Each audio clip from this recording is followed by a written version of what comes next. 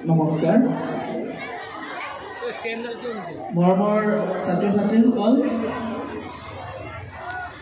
তোমালোকক একাষাৰ মোৰ মনৰ কথা কম কিন্তু এইখিনি সময় তোমালোকে মনে মনে থাকিব লাগিব পাৰিবানে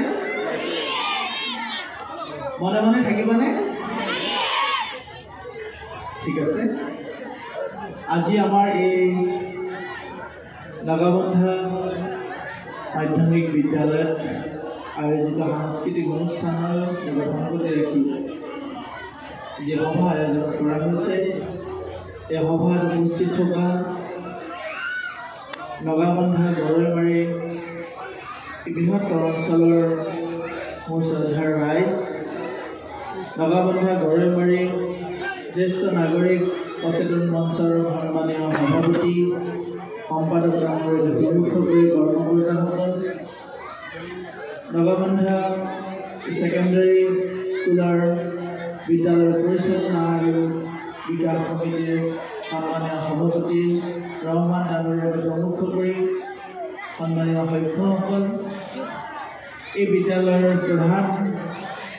প্ৰধানকে প্ৰমুখ কৰি সন্মানীয় শিক্ষাগুৰুসকল এই অনুষ্ঠানত উপস্থিত থকা এই অঞ্চলৰ সন্মানীয় ৰাইজ কলিতা ডাঙৰীয়াকে প্ৰমুখ কৰি সন্মুখত উপবিষ্ট সন্মানীয় সাংবাদিক বন্ধুসকল আৰু তোমালোক মোৰ অতি মৰমৰ ছাত্ৰ ছাত্ৰীসকল প্ৰথমতে কম যে তোমালোকৰ অকণমান আগতে যি গীতি নৃত্য নাটিকা যি অনুষ্ঠান তোমালোকৰ মাজৰ একাংশ ছাত্ৰ ছাত্ৰী পৰিৱেশন কৰিলে অতি সুন্দৰ হৈছে আৰু তাৰ পৰাই আমি নিশ্চয় অনুমান কৰিব পাৰোঁ যে এই বিদ্যালয়ৰ অকল শৈক্ষিক দিশতে নহয় সাংস্কৃতিক আৰু সামাজিক দিশতো ছাত্ৰ ছাত্ৰীসকলক সমানে আগবঢ়াই লৈ যোৱাৰ প্ৰয়াস কৰা হৈছে আৰু ছাত্ৰ ছাত্ৰীসকলেও তেনেধৰণে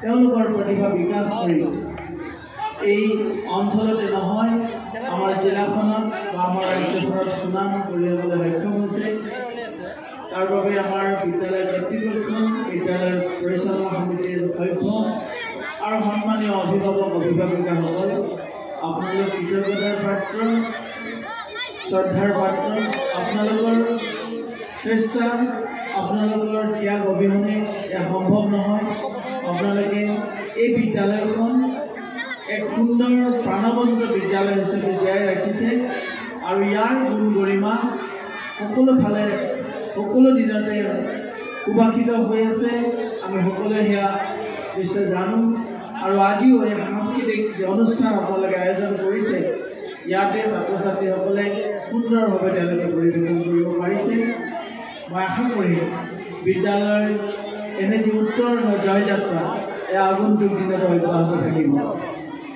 সন্মানীয় শিক্ষাগুৰুসকল আপোনালোকে অৱগত যে নতুন শিক্ষানীতিৰ আধাৰত বিদ্যালয়সমূহলৈ এটা নতুনত্বৰ ঢল গৈছে নতুন ধৰণে বিদ্যালয়সমূহৰ যদি শিক্ষাদান পদ্ধতি শিক্ষা গ্ৰহণ পদ্ধতি তাৰ কিছু পৰিৱৰ্তন আহিছে আৰু আটাইতকৈ ডাঙৰ কথা যে একবিংশ শতিকাত আমাৰ ছাত্ৰ ছাত্ৰীসকলক উপযুক্তভাৱে গঢ়িবলৈ এই নতুন শিক্ষানীতিয়ে আমাক বহু দিশতে মাৰ্গদৰ্শন কৰিছে আৰু সেই দিশেৰে আমি আমাৰ ছাত্ৰ ছাত্ৰীসকলক আগবঢ়াই লৈ যাব লাগিব সন্মানীয় শিক্ষাগুৰুসকল আপোনালোকে ইতিমধ্যে তেনে কিছু কাম হাতত লৈছে আৰু তাৰ আমি উমান বিভিন্ন দিশেৰে পাবলৈ সক্ষম হৈছোঁ আজি বিশেষকৈ শৈক্ষিক ক্ষেত্ৰত ছাত্ৰ ছাত্ৰীসকলক আপোনালোকে যি ধৰণে তেওঁলোকৰ শৈক্ষিক যিবিলাক আঁসোৱাহ আছে যিবিলাক তেওঁলোকৰ শৈক্ষিক দিশত গুৰুত্ব দিবলগীয়া বিষয় আছে এইবিলাকত আপোনালোকে গুৰুত্ব প্ৰদান কৰিছে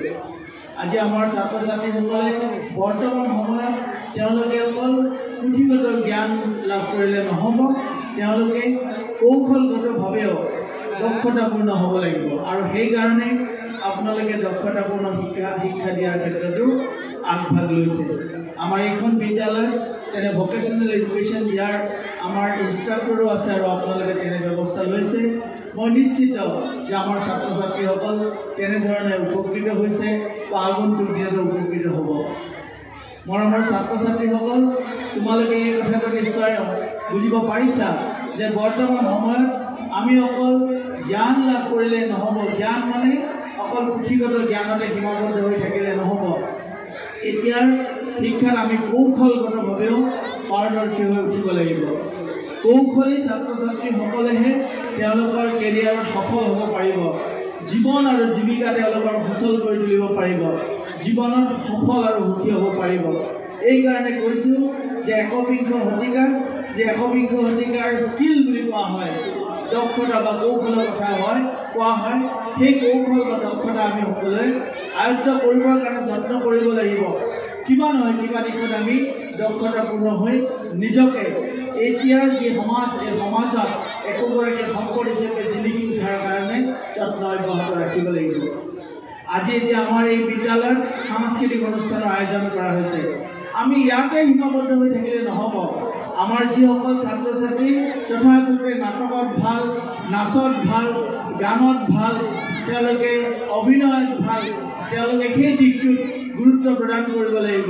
আৰু সেই দিশবিলাকে দক্ষতাৰ দিশ, সেই দিশত গুৰুত্ব প্ৰদান কৰি তেওঁলোকে আগবাঢ়ি যাব লাগিব।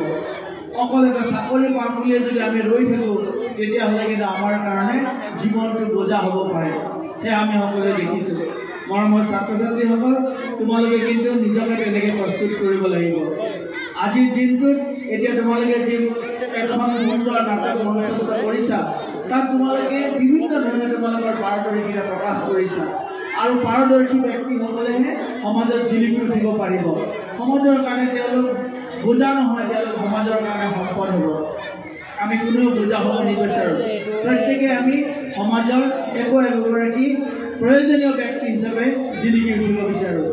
আমি দেশখনৰ কাৰণে একোগৰাকী এনে সচেতন নাগৰিক হিচাপে গঢ়ি উঠিব বিচাৰোঁ, যিয়ে দেশখনৰ কাৰণে নিস্বাৰ্থভাৱে সেৱা কৰিব পাৰে, যিয়ে সমাজখনৰ উত্তৰণৰ কাৰণে কাম কৰিব পাৰে।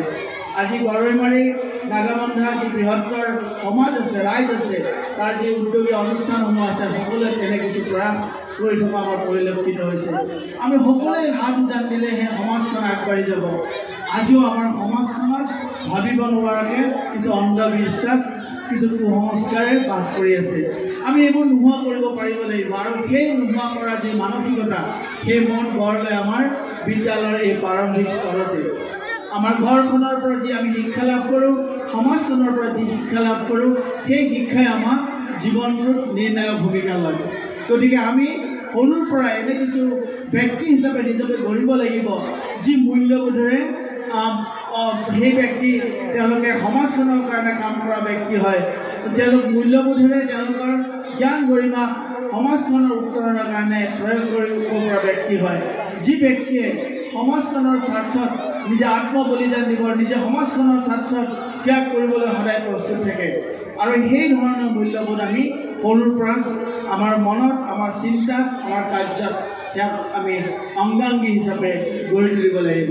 আৰু তাৰ কাৰণে কিন্তু আমি সকলোৱে, মই ক'ম যে আমাৰ বিদ্যালয়, আমাৰ পৰিয়ালটো, আমাৰ সমাজখন, আমি সকলো যিসকল জ্যেষ্ঠ আছোঁ, তেওঁলোকে আদৰ্শ হিচাপে তেওঁলোকে এটা পৰিৱেশ ৰচনা কৰি দিব পাৰিব লাগিব।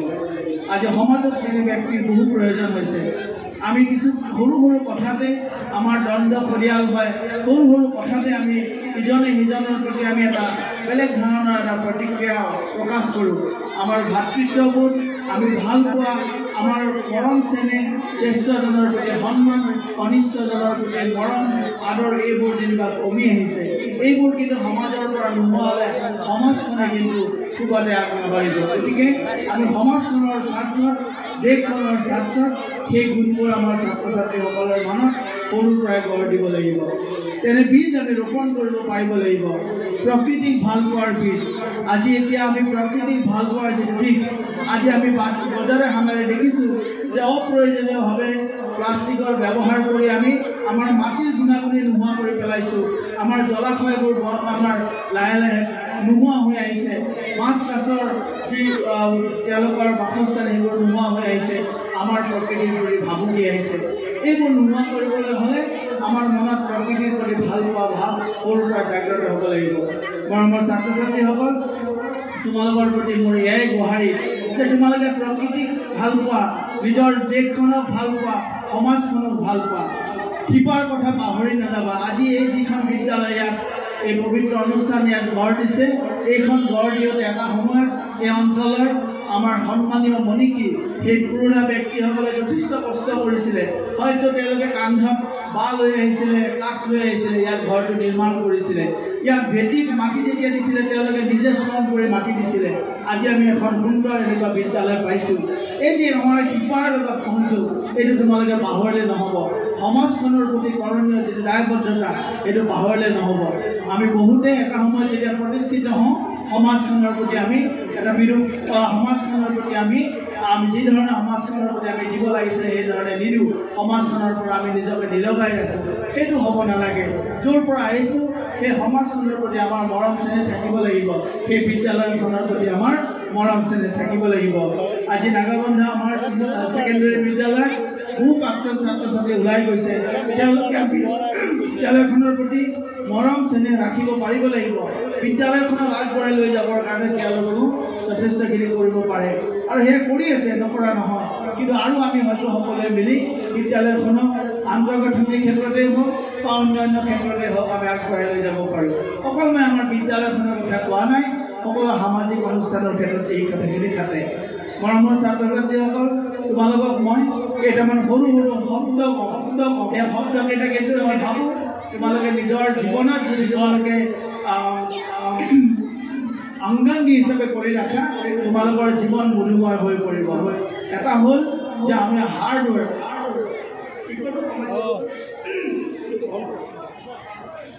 হাৰ্ডৱৰ্ক কৰিবলৈ, অৰ্থাৎ কষ্ট কৰিবৰ কাৰণে তোমালোকে চেষ্টা কৰিব লাগিব। অৰ্থাৎ কষ্ট কৰাৰ বিকল্প একো নাই। যে কষ্ট কৰিব পাৰে সি সফল হ'ব পাৰে। আৰু তাৰ লগতে লাগিব আমাৰ ডিচিপ্লিন, যে তুমি যি কাম কৰা খুব পৰিপাটিকৈ ভালকৈ কৰিবলৈ যত্ন কৰিবা। যদি তুমি পৰিপাটিকৈ কৰা, দেখিবা যে তোমাৰ কামত এটা গতি লাভ কৰিছে। এই ডিচিপ্লিনৰ উপৰিও এটা কনচিষ্টেঞ্চি লাগিব। তুমি কামটো তুমি নিৰৱচ্ছিন্নভাৱে কৰি যাব লাগিব। কেতিয়াবা কি হয়, আমাৰ পঢ়িবলৈ মন নাযায়, কেতিয়াবা আমাৰ খেলিবলৈ মন নাযায়। সেই মন নোযোৱা দিনটো তুমি কাম কৰাৰ কাৰণে, পঢ়িবৰ কাৰণে, খেলিবৰ কাৰণে তোমাৰ মনটো বান্ধিব পাৰিব লাগিব। মনটো সাধাৰণতে আমাৰ তৃতীয় চতুৰ্থ শ্ৰেণীৰ পৰা লাহে লাহে অলপ উৰুং ফুৰুং হয়, 6 মানৰ পৰা অলপ বেছি হয়। সেই উৰুং ফুৰুং মনটো বান্ধি মনটো এটা এনেকুৱা ধৰণৰ এটা ব্যৱস্থাৰ মাজেৰে নিব লাগিব যাতে তুমি নিজৰ লক্ষ্যত উপনীত হ'ব পাৰা। আৰু আটাইতকৈ ডাঙৰ কথা, এই সকলোবোৰ ঘৰতে তুমি যিটো ভেলু বুলি কোৱা হয়, মূল্যৰ কথা যদি পাহৰিলে নহ'ব। অৰ্থাৎ তোমাৰ মনত সততা, তোমাৰ মনত যিটো দৃঢ়তা, তোমাৰ মনত যিটো পৰোপকাৰ, এই ধৰণৰ যিবিলাক প্ৰমূল্যবোধ বিষয়ৰ কথা আছে, এইবোৰ থাকিব লাগিব। মৰমৰ ছাত্ৰ ছাত্ৰীসকল, তোমালোকৰ প্ৰতি মোৰ এয়াই গুহাৰি যে তোমালোকে এটা নিৰ্দিষ্ট লক্ষ্য আগত ৰাখি আগবাঢ়ি যোৱা আৰু দেখিবা সফল হৈছা। এনে কোনো কথা নাই যে আমি নাগাবন্ধাত আছোঁ, মৰিগাঁৱৰ দৰে এখন জিলাত আছোঁ আৰু আমি অকণমান পিছপৰা ঠাইত আছোঁ, আমিনো পাৰিমনে পৃথিৱীৰ এগৰাকী সম্পদ হিচাপে, বিশিষ্ট ব্যক্তি হিচাপে জিলিকি উঠিব। মই যদি কওঁ যে পৃথিৱীত যিসকল ব্যক্তিয়ে এনেধৰণে আমাক আজি মাৰ্গদৰ্শন কৰিছে, আজি যিখন সমাজত আমি আছোঁ, পৃথিৱীৰ এই সমাজখনক তেওঁলোকে এটা বেলেগ পৰ্যায়ৰ পৰা আজি এটা পৰ্যায়লৈ অনাত বিভিন্ন ধৰণে সহায় কৰিছে।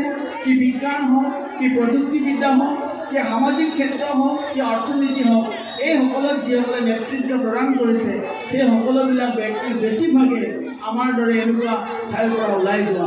গতিকে আমাৰ আগত তেওঁলোকে ডাঙৰ ডাঙৰ উদাহৰণ। গতিকে মনত সেই দৃঢ়তা থাকিলে আমি আমাৰ সপোন সাকাৰ কৰিব পাৰিম। মৰমৰ ছাত্ৰ ছাত্ৰীসকল, এই বিদ্যালয়খনৰ এটা সুনাম আছে, এটা এই অঞ্চলটোৰ নহয়, জিলাখনত এটা বেলেগ ধৰণৰ বিশেষ ধৰণৰ নাম আছে। মই আশা কৰিম সেই যি সুনাম আছে, এই সুনাম যাতে তোমালোকে অক্ষুণ্ণ ৰাখিব পাৰা আৰু আগন্তুক দিনত যাতে বিদ্যালয়খনকো আগবঢ়াই লৈ গৈ তোমালোকৰ মাজেৰে বিদ্যালয়খন আৰু অসমত নহয়, ভাৰতত, পৃথিৱীৰ যুগত যাওক জিগীয়া হৈ উজ্বলি উঠক, তেনেধৰণৰ মানসিকতা যে সৰুৰ পৰা ৰাখা। মৰমৰ ছাত্ৰ ছাত্ৰীসকল, আমাৰ সন্মুখত গুণোৎসৱ আমাৰ আহি আছে 2025। আমি তাৰ বাবে সাজু হ'ব লাগিব। আমি যিসকল দশম শ্ৰেণীত পঢ়ি আছা, তোমালোকৰ কাৰণে মেট্ৰিক বা আমাৰ হাইস্কুল শিক্ষান্ত পৰীক্ষা সেয়াও তোমালোকৰ সন্মুখত আহি আছে। আমি তাৰ বাবে প্ৰস্তুত হ'ব লাগিব যাতে আমাৰ নিজৰ শৈক্ষিক ক্ষেত্ৰতো যাতে আমি পিছ পৰি নৰওঁ যিসকলে অকণমান বিষয়ভিত্তিক কাৰোবাৰ পিছ পৰি আছা এই দিশবোৰত তোমালোকে চাবা যাতে আগবাঢ়ি যাব পাৰা মোৰ এয়াই তোমালোকৰ প্ৰতি গুহাৰি যাতে তোমালোকে কোনো ক্ষেত্ৰত পিছ পৰি নোৰোৱা কি খেলত হওক কি গানত হওক কি নাচত হওক কি পঢ়াৰ ক্ষেত্ৰত হওক আৰু মোৰ বিশ্বাস যে বিদ্যালয়খনত যি পৰিৱেশ আছে এই পৰিৱেশৰ মাজেৰে তোমালোকে জিলিকি উঠিব পাৰিবা আজি বিদ্যালয়খনে আমাক এক সন্মান যাচিছে বা এই অঞ্চলৰ ৰাইজে আমাক এক সন্মান যাচিছে আচলতে বঁটা বহন ডাঙৰ কথা নহয় কিন্তু এই যে আপোনালোকে যিখিনি আদৰ আমালৈ আগবঢ়ালে যে সন্মান আপোনালোকে আগবঢ়ালে এয়ে আমাক দায়বদ্ধ কৰাই নহয় আগন্তুক দিনত আমাৰ কামখিনি আৰু অতি দায়বদ্ধতাৰে আৰু বিশেষকৈ উৎসৰ্গিত মনোভাৱেৰে কাম কৰি যাবৰ কাৰণে প্ৰেৰণা যোগালে মই তাৰ কাৰণে বৃহত্তৰ নাগাবন্ধা গড়ৈমাৰা অঞ্চলৰ ৰাইজৰ প্ৰতি কৃতজ্ঞ হৈ ৰ'লোঁ আপোনালোকৰ এই মৰম এই ধৰণৰ ভালপোৱা নিশ্চয় আগন্তুক দিনলৈ থাকিব আৰু আমি সকলোৱে সমন্বিতভাৱে কাম কৰি আমাৰ জিলাখনত যে শৈক্ষিক উত্তৰণৰ যি যাত্ৰা সেই যাত্ৰা আমি ত্বৰান্বিত কৰিব পাৰিম বিদ্যালয়ৰ শিক্ষাৰ ক্ষেত্ৰত যিবোৰ দিশত আমি গুৰুত্ব প্ৰদান কৰিব লাগিব সেয়া সংস্কাৰমূলকে হওক বা সেয়া অন্য আমি বিশেষ কিছু কামৰ সংযোজন কৰাকৈ হওক সেই কামবিলাকত আমি সকলোৱে সমন্বিতভাৱে কাম কৰিব লাগিব সততা থাকিব লাগিব ট্ৰেন্সপাৰেঞ্চি স্বচ্ছতা থাকিব লাগিব মই আশা কৰিম সেই স্বচ্ছতাৰে কাম কৰি আমি আমাৰ জিলাখনক অসমৰ বুকুত ভাৰতৰ বুকুত শৈক্ষিক দিশত এক নম্বৰ জিলা হিচাপে আমি সকলো ক্ষেত্ৰতে আগবঢ়াই লৈ যাব পাৰিম আৰু আটাইতকৈ ভাল লগা কথা এইটোৱে যে আপোনালোকৰ বৃহত্তৰ অঞ্চলবাসী ৰাইজে তেনে দায়বদ্ধতাৰে কামখিনি আগবঢ়াই লৈ গৈ আছে আৰু আমিও তাতে অংশীদাৰ হ'বলৈ আপোনালোকে সুযোগ প্ৰদান কৰিলে গতিকে আপোনালোকৰ প্ৰতি আমি কৃতজ্ঞ হৈ ৰ'লোঁ আশা কৰিম মৰমৰ ছাত্ৰ ছাত্ৰীসকল তোমালোকে ৰাইজৰ যি আশা যি আকাংক্ষা সেয়া তোমালোকৰ জীৱনৰ মাজেৰে প্ৰতিফলিত কৰি ৰাইজৰ আকাংক্ষা তোমালোকে তোমালোকৰ জীৱনৰ এটা মন্ত্ৰ হিচাপে লৈ আগবাঢ়ি গৈ নিজে তোমালোকে তেনেধৰণে উজলি উঠাৰ মাধ্যমেৰে সমাজখনক জিলিকাই ৰাখিবা এনে আশাৰে বিদ্যালয়খনৰ সৰ্বতো প্ৰকাৰৰ উন্নতি কামনা কৰি আৰু বিশেষকৈ আমাৰ বিদ্যালয়ৰ কৰ্মৰত শিক্ষাগুৰুসকল পৰিচালনা সমিতিৰ সন্মানীয় সভ্যসকল আৰু এই বৃহত্তৰ অঞ্চলবাসী ৰাইজৰ সকলো ফালৰ পৰা উন্নতি কামনা কৰি আৰু ঈশ্বৰক প্ৰাৰ্থনা কৰিছোঁ সকলোকে যদি কুশলে ৰাখে তেনে প্ৰাৰ্থনাৰে আৰু উন্নতি কামনাৰে মই মোৰ বক্তব্য সামৰিছোঁ ধন্যবাদ।